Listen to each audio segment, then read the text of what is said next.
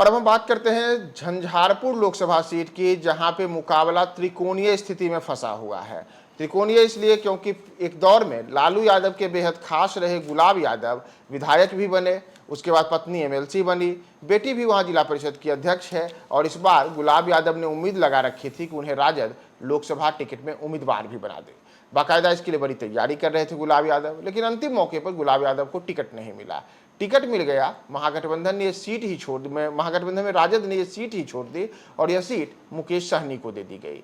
अब वीआईपी ने यहां पर सुमन कुमार महासेठ को उम्मीदवार बना दिया है और जदयू के रामप्रीत मंडल से उनका मुकाबला है। तो ऐसे में मध्य जो ये सीट है झंझारपुर की सीट अलग अलग वजहों से पिछले लंबे अरसे से लगातार सियासत के केंद्र में रही है। इस बार रामप्रीत मंडल को अपनी सीट बचाने की चुनौती है, तो दूसरी ओर महागठबंधन प्रत्याशी जो हैं उन्हें यह साबित करना है कि जो लालू यादव ने फैसला लिया वह फैसला सही है। लेकिन इन सबके बीच गुलाब यादव बसपा के हाथी पर सवार होकर के झंझारपुर में बड़ी चुनौती दे रहे हैं।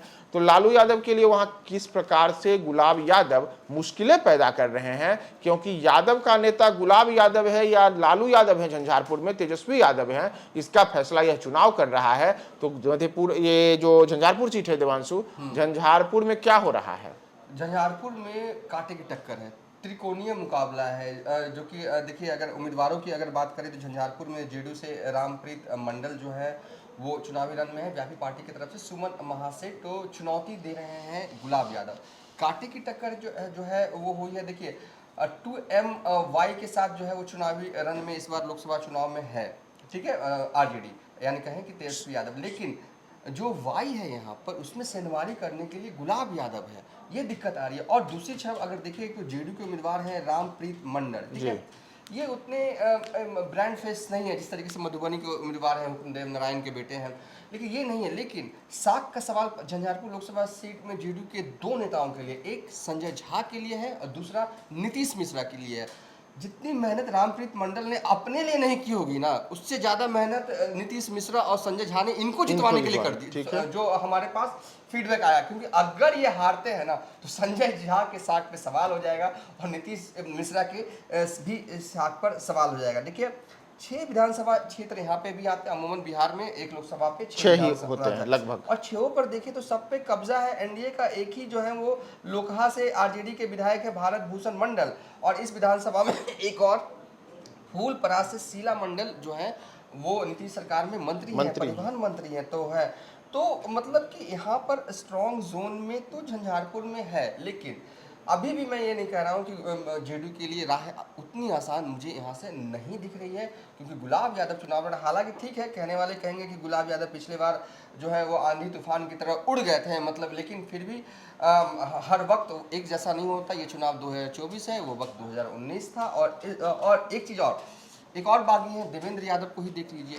5 टर्म सांसद रहे हैं, एसडी देवेगौड़ा सरकार में केंद्रीय मंत्री रहे हैं। जो हम लोग देखते हैं ना लाल कार्ड उन्हीं के विभाग के तरफ से जारी किया गया जब उस वक्त वो केंद्रीय मंत्री थे। 3 नदियां यहाँ पर हैं, कमला, बलान, कोसी। जगन्नाथ मिश्र 7 बार झंझारपुर सीट से एमएलए रहे और इनके जो दामाद हैं शंकर राजहंस 1984 में भी यहाँ से सांसद रह चुके हैं। वैसे तो अगर कहानी देखें, पॉलिटिकल हिस्ट्री देखें तो सब कुछ मतलब जेडीयू के हिसाब से फिट बैठ रहा, क्योंकि दूसरे साइड देखिए ना, मतलब आरजेडी का वोट काटने के लिए लोग हैं।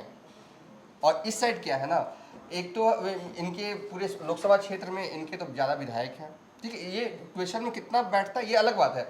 लेकिन 2 और इनके लिए फील्डिंग बहुत मेहनत कर रहे हैं, संजय झा और नीतीश मिश्रा। दोनों ही नेता जो ताबड़तोड़ प्रचार जो है इनके लिए इन्होंने किया है और कार्यकर्ताओं दोनों की प्रतिष्ठा दांव पर है। हाँ, और कार्यकर्ता देखिए, संजय झा जो है वो जेडीयू से है, नीतीश मिश्रा जो है बीजेपी से।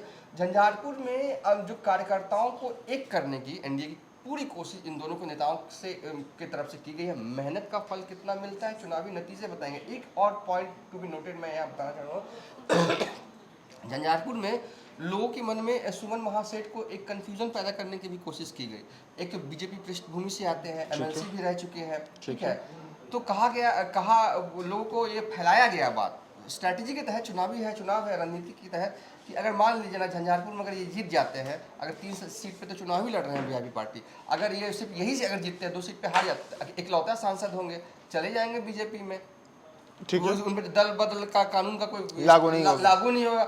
ये मैसेज भी कॉन्वे किया गया स्ट्रैटेजी के तहत। हालांकि स्थानीय हैं सुमन महासेठ, एमएलसी रह चुके हैं, लेकिन कितने रेस में आगे पहुंच पाएंगे ये देखना दिलचस्प होगा। तो मैं तो बस अभी के हिसाब से कहूंगा कि कांटे की टक्कर है झंझारपुर लोकसभा सीट। यानी कि कांटे की टक्कर में जो त्रिकोणीय मुकाबला है उसमें जैसे आपने बताया कि डबल एम, हाँ मुस्लिम और मल्लाह, हाँ और प्लस वाई, हाँ ये तीनों अगर एक साथ राजद के लिए ईमानदारी पूर्वक आते हैं तो राजद को एज दिया जा सकता है। लेकिन स्थिति यही है कि वाई के लिए पहले ही उनके पास गुलाब यादव से लेकर के देवेंद्र यादव तक कई ऐसे नाम हैं जो कि नुकसान पहुंचा सकते हैं। दूसरी ओर है, पिछले चुनावों के दौरान भी यह देखने को मिला था कि चाहे जो मल्लाह है, उन समुदाय के जितने भी वोट हैं उनमें बड़े स्तर पर वो जेडीयू की तरफ ट्रांसफर हुआ था। तो इस बार भी अगर वही ट्रेंड रहा तो ये भारतीय जनता पार्टी मैंने जो वहाँ पर एनडीए के कैंडिडेट है, जदयू के जो कैंडिडेट हैं, उनके लिए ये पक्ष उनका मजबूत हो सकता है। और आज जब चुनाव हुए हैं, चुनाव के बाद जो मतदाता हैं उन्होंने भी वहाँ पर मतदान को लेकर के काफ़ी जोश दिखाया है, बड़े स्तर पर वहाँ पर वोटिंग भी देखने को मिली है। और सुबह लेकिन जो वोटिंग देखने को मिली है उसमें झंझारपुर में भले ही मतदान तेजी से हुआ है, लेकिन मतदान अगर बिहार में जो आज 5 सीटें जहाँ लोकसभा के चुनाव हुए हैं उनमें सबसे कम जहां मतदान देखने को मिला था सुबह से ही वो झंझारपुर की सीट थी।